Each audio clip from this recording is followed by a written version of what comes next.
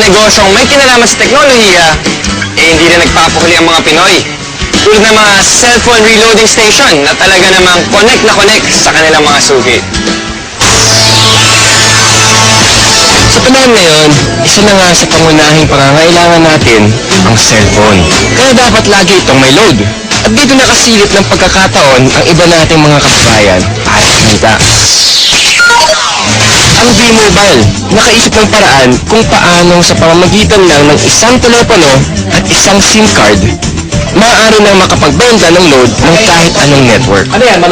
Ang kaibahan nitong V-Mobile, gamit mo yung cellphone mo, makapagbebenta ka ng lahat ng klase ng prepaid, cards at saka electronic, para magkaroon ka ng negosyo.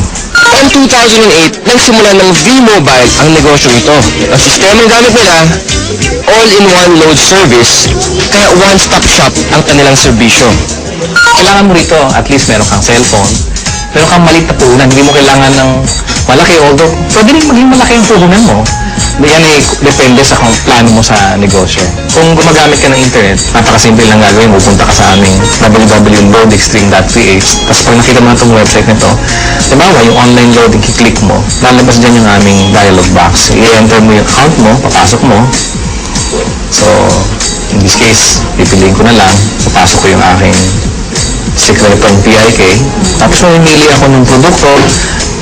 Tapos, lalagay ko yung cellphone number. Kiklik mo ngayon yung send load. Pag okay natin,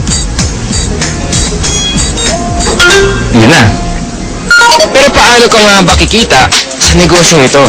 Halimbawa, may nagpapaload sa iyo ng 100 pesos. Ang babawas ng load wallet mo ay 90 pesos lang. Ibig sabihin, may 10 piso kang kita sa bawat 100 na i-reload mo sa iyong customer. Kung kumikita ka ng 100 pesos kada araw sa pagre-reload, sa loob ng isang buwan, may kita kang 3,000 piso.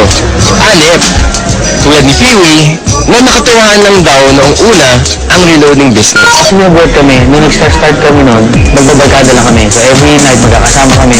Nakakatuwa. Lima lang kami nagsimula. 5 members na kami. Kapatid ko, mga barkada ko. Tapos yung nagulat ako, yung 5 tao nagsimula niya. Ngayon, ano na kami? Almost 100,000. So actually, nag-grab pa siya ng 100,000 members. Ngayon, sa simpleng pagpindot-pindot lang daw niya ng cellphone, kumikita raw si Peewee ng mula 1,000 hanggang 5,000 piso kada linggo. Ano pang hinihintay niyo mga kapartner?